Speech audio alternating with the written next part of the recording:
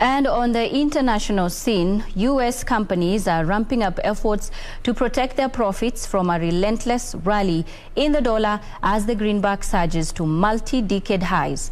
The dollar has climbed about 15% against a basket of currencies over the last year, helped by a hawkish Federal Reserve and heightened geopolitical tensions that have boosted the greenback's safe haven appeal. Here are the details of this and other stories making headlines globally. That surge has reduced the profits of U.S. multinational companies that convert foreign currency into dollars, adding to corporate worries over soaring inflation and a murky economic outlook, and pushing some to more actively seek ways to hedge their earnings. Companies citing currency headwinds in their latest earnings reports include Coca-Cola Company, Procter & Gamble, and Philip Morris International Incorporated. More broadly, analysts have lowered their overall forecast for S&P 500 second quarter profit growth to 5.6% from 6.8% at the start of April.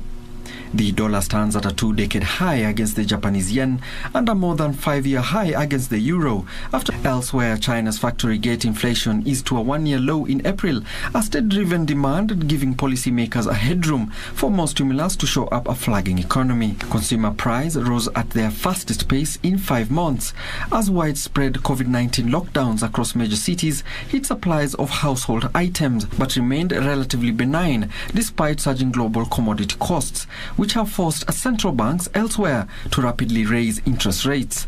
The Producer Price Index (PPI) rose 8% year-on-year, the National Bureau of Statistics said in a statement on Wednesday, slower than the 8.3% rise in March, but faster than the 7.7% growth. China's state planner on Tuesday called for stabilizing energy prices and an acceleration in oil and gas exploration and development.